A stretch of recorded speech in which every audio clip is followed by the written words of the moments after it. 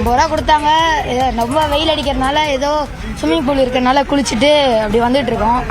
ரொம்ப கஷ்டமா இருக்கு இந்த வெயிலால, அதனால ஸ்விம்மிங் பூல்ல வந்து குளிக்கிறோம். சென்னை மெரினா கடற்கரைக்கு வரும் மக்களை நீச்சல் குளம் பக்கம் திருப்பியுள்ளது வெளுத்து வாங்கி வரும் கோடை வெயில். தமிழ்நாட்டில் கோடைக்காலம் உச்சகட்டத்தை அடைந்திருக்கும் நிலையில் காலை 9 மணிக்கே வெயில் சுட்டரித்து வருகிறது. அதன் தாக்கத்தை தணிக்க சிறுவர் முதல் பெரியோர் வரை பலரும் குளிர்சாதன வசதி நிறைந்த இடங்களையும் நீர்நிலைகளையும் நாடத் தொடங்கியுள்ளனர். அந்த வகையில் சென்னை மாநகராட்சியின் சார்பில் மெரினா மற்றும் நேப்பியர் பாலம் அருகே செயல்படும் நீச்சல் குளத்திற்கு வருபவர்களின் எண்ணிக்கை நாளுக்கு நாள் அதிகரித்து வருகிறது. இந்த வெயில்ல குளிரும், நல்லா ஜில்லுன்னு இருக்கும் தண்ணி சொல்லி குளிக்க வருவேன். ஆனா 50 ரூபா எனக்கு தெரிஞ்சு நல்லா டீசெண்டா இருக்குது. அதனால வந்து இங்க வந்து எல்லாரும் வந்து குளிக்கலாம். அதனால வந்து தண்ணி நல்லா இருக்கு. அதனால இந்த மாதிரி நிறைய இடத்துல கட்டினா நல்லா இருக்கும்னு நினைக்கிறேன் நான். நீச்சல் குளத்தில் 1 மணி நேரம் குளிக்க பெரியவர்களுக்கு 50 ரூபாயும் சிறியவர்களுக்கு 30 ரூபாயும் வசூலிக்கப்படுகிறது.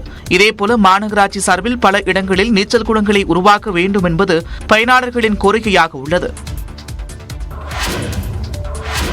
சென்னையில் உடல் எடை குறைப்பதற்கான அறுவை சிகிச்சை செய்தபோது இளைஞர் உயிரிழந்த விவகாரத்தில் முதற்கட்ட விசாரணை நிறைவு பெற்றது.